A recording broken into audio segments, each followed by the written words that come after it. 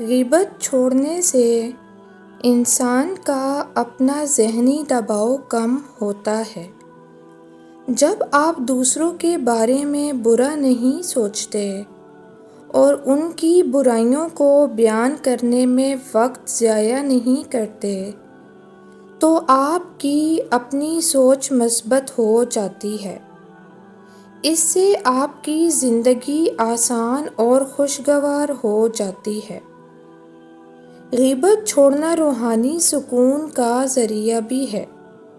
یہ انسان کے دل کو اللہ کے قریب کر دیتا ہے، کیونکہ اللہ بھی ان لوگوں کو پسند کرتا ہے جو دوسروں کے لیے اچھے جذبات رکھتے ہیں اور ان کی پردہ پوشی کرتے ہیں۔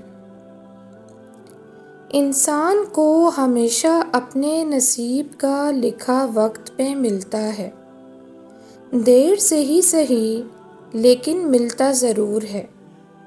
اگر کسی کو جلدی مل گیا، اس کو اس کی قسمت کا لکھا تھا، تو اس میں حسد کرنے والی کون سی بات ہے؟ کیا پتہ جو آپ کو دیر سے ملے وہ ان سے بہتر اور دگنا زیادہ ہو۔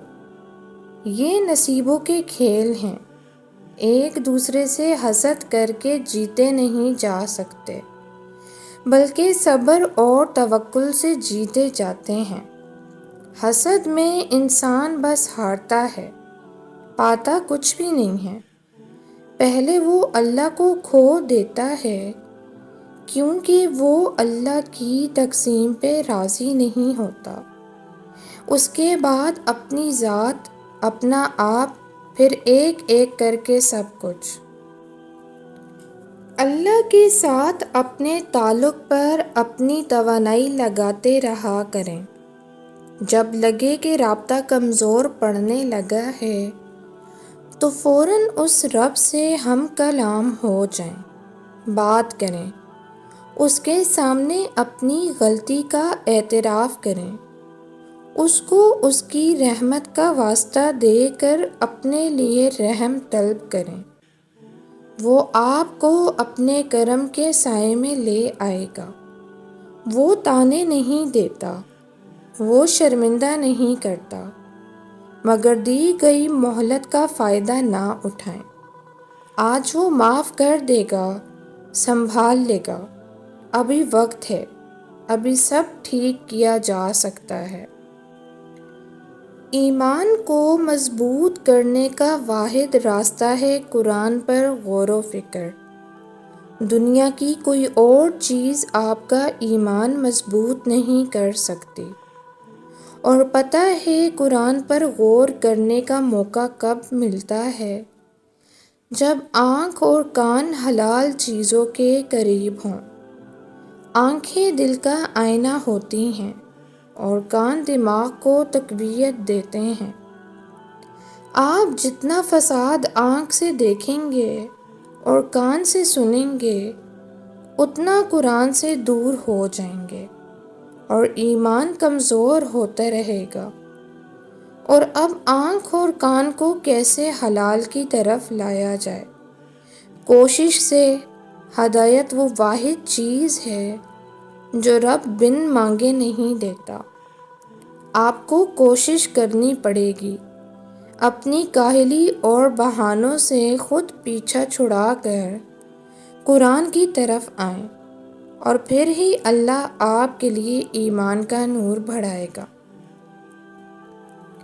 انسان کی اصلاح اس وقت تک نہیں ہوتی جب تک کہ وہ اس چیز کو نہ چھوڑے جس سے اس کا کوئی تعلق نہیں ہے، اور اپنے آپ کو اس چیز میں مشغول نہ کر لے جس سے اس کا تعلق ہے، کیونکہ اگر ایسا ہے تو اللہ جلد ہی اس کا دل پھیرنے والا ہے۔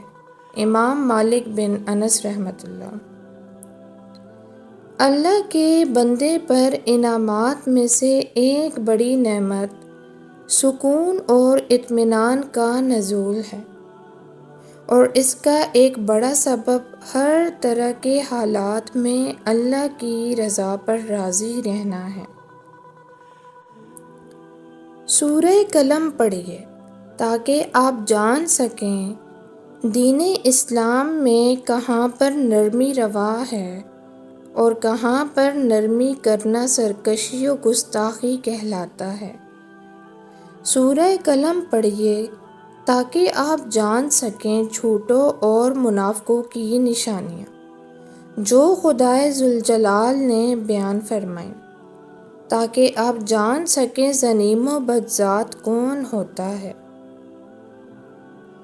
کسی سماج میں عورت کی اس سے زیادہ کیا ذلت ہو سکتی ہے کہ وہ سماجی دباؤ کے تحت خود بھی بیٹی پیدا کرنا پسند نہ کرے، اور افسوس در حقیقت ہم ہی وہ سماج ہیں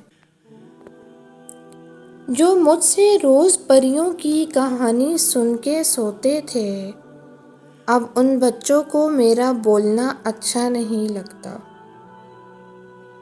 اور انسان نہیں جانتا اللہ کب، کہاں اور کس طرح اپنے بندے کو اپنے بندوں کے شر سے بچاتا ہے۔ ہم صرف تعلق ٹوٹتا دیکھتے ہیں مگر اس سے جڑا شر نہیں جانتے، مگر وہ رب خوب جانتا ہے، وہ بڑا جاننے والا ہے سینوں کے اندر چھپے رازوں اور نیتوں کو۔ جب ہر چیز الجھ گئی ہو، ہر چیز اپنی جگہ سے بکھر گئی ہو، سمٹنے سے بھی نہ سمٹے، تو تم سے تو ان چیزوں کو وہیں چھوڑ دینا اور اپنی دعاؤں میں شدت اختیار کرنا۔ اور جب تم اپنی دعاؤں میں شدت اختیار کرو گے تو ہر چیز سمٹنے لگے گی۔ وہ چیز بکھرنے کے لیے آئی ہی اسی وجہ سے تھی کہ تم اس الجھن میں رب سے دعا کا رشتہ بناؤ۔ ایسا نہیں ہے کہ کچھ بھی حالات بگڑنے پر ہم وقت کے گزرنے کا بیٹھ کر انتظار کریں۔ جب ہم کچھ نہیں کر سکتے تب ہم دعا ہی تو کرتے ہیں، صبر ہی تو کرتے ہیں۔ ہر چیز ماضی کا حصہ بن جاتی ہے سوائے اس لمحے کے جس میں آپ کا دل ٹوٹا ہو۔ وہ ایک لمحہ ہمیشہ ہمیشہ کے لیے حاضر بنا رہتا ہے۔ انسان خطا کار ہو، گنہگار ہو، پریشان ہو، بے عمل ہو، مگر کبھی اپنے خالق کا در نہ چھوڑے۔ جو قطار میں آخری نمبر پر کھڑا ہو اسے بھی کچھ نہ کچھ مل ہی جاتا ہے، لیکن جو قطار چھوڑ کے منہ پھیر کے چل دے اس کے لیے کوئی امید باقی نہیں رہتی۔ دنیا کے سامنے خود کو ثابت کرنے میں ہم یہ بھی بھول جاتے ہیں کہ اصل جنگ ہماری دنیا سے نہیں بلکہ خود سے ہے، ہمارے اپنے اندر موجود دنیا سے ہے۔ یہ دنیا تو کبھی نہیں بدلنے والی، کیونکہ بدلنا آپ کو ہے، اور جس دن آپ بدلیں گے اس دن دنیا بھی آپ کو بدلی ہوئی نظر آئے گی۔ کوئی بھی آپ کی اذیتوں کو آپ جیسی شدت سے محسوس نہیں کر سکتا، کیونکہ آپ سہ رہے ہیں اور دوسرا سن رہا ہے۔ حضرت ابوبکر صدیق رضی اللہ عنہ نے ارشاد فرمایا، اپنے ہر کام میں اللہ سے ڈرتے رہنا چاہیے، وہ کام چھپ کر کرو یا سب کے سامنے، اللہ سے شرم کرتے رہنا، کیونکہ وہ تمہیں اور تمہارے تمام کاموں کو دیکھتا ہے۔ مدد کر سکتے ہیں تو باقاعدہ آفر کریں، اور اگر ایسا نہیں کرنا تو بغیر وجہ اوپر سے کچھ چاہیے ہو تو بتائیے گا والا بے مقصد ڈائیلاگ رہنے دیں۔ زمین پر قبضہ کرنے والوں کے جنازوں میں ضرور شرکت کیا کریں اور دیکھا کریں وہ کتنی زمین اپنے ساتھ لے کر جا رہے ہیں۔ لوگ کبھی بھی پوری کہانی نہیں سناتے، وہ کہانی کا صرف وہ حصہ سناتے ہیں جس میں وہ خود صحیح اور باقی سب لوگ غلط نظر آتے ہیں۔ اگر آپ کے پاس دوسروں کو دینے کے لیے کچھ نہیں ہے تو مہربان الفاظ، مخلصانہ مسکراہٹ کے ساتھ خیرات کریں اور لوگوں کے ساتھ حسن سلوک سے پیش آئیں۔ ہر اس غم سے پناہ مانگنی چاہیے جس میں بے بسی شامل ہو اور انسان اپنے راز اگلنا شروع کر دے۔ ایک بہو ہمیشہ احتیاط کرتی ہے، رنجیدہ ہو تو شکایت نہیں کرتی، مسکراتی رہتی ہے، ناگواری کا اظہار نہیں کرتی، ناخوش ہو تو بھی بظاہر خوش نظر آتی ہے، جبکہ ایک بیٹی ہرگز احتیاط نہیں کرتی۔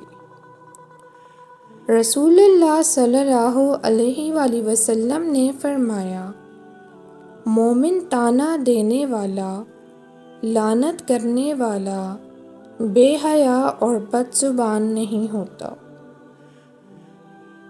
لوگ برے نہیں ہوتے، حالات برے ہوتے ہیں۔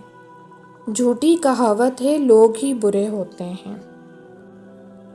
نبی صلی اللہ علیہ وآلہ وسلم نے فرمایا، کیا تم میں سے کوئی شخص روزانہ 1000 نیکی کرنے سے عاجز ہے؟ ہم نشینوں میں سے کسی نے دریافت کیا کہ ہم میں سے کوئی شخص 1000 نیکی کیسے کرے؟ آپ نے فرمایا، وہ 100 مرتبہ سبحان اللہ کہے تو اس کے لیے 1000 نیکی لکھ دی جاتی ہے اور اس کے 1000 گناہ مٹا دیے جاتے ہیں۔ علماء نے بنیادی طور پر دل کی 3 اقسام بیان کیے ہیں۔ نمبر 1 مومن کا دل، نمبر 2 کافروں کا دل اور نمبر 3 فاسق و فاجر کا دل۔ اللہ رب العزت نے قرآن مجید میں 20 دلوں کا تذکرہ کیا ہے، جن میں 8 دل اللہ تعالیٰ کو پسند ہیں اور 12 دل ایسے ہیں جو بیماری والے ہیں، جن کو اللہ تعالیٰ پسند نہیں کرتے۔ زندگی کی ساری کمائیاں جب موت سے ضرب کھاتی ہیں تو صفر رہ جاتی ہیں، اس لیے جتنی زندگی ہے وہ مسکرا کے گزاریے۔ یقین مانیے آپ مسکراتے ہوئے بہت اچھے لگتے ہیں۔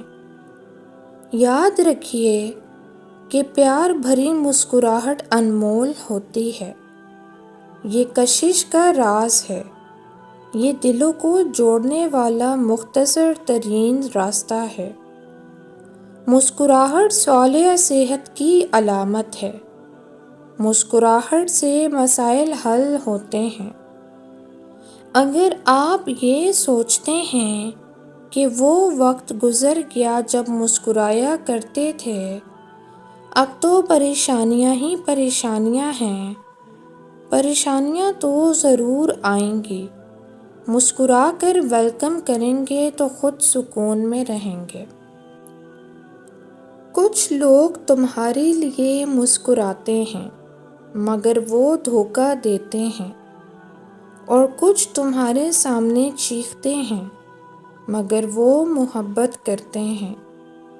چیزوں کو ہمیشہ ان کے ظاہر سے نہ پرکھو، کیونکہ کچھ چیزیں وہ نہیں ہوتی جو تم سوچتے ہو۔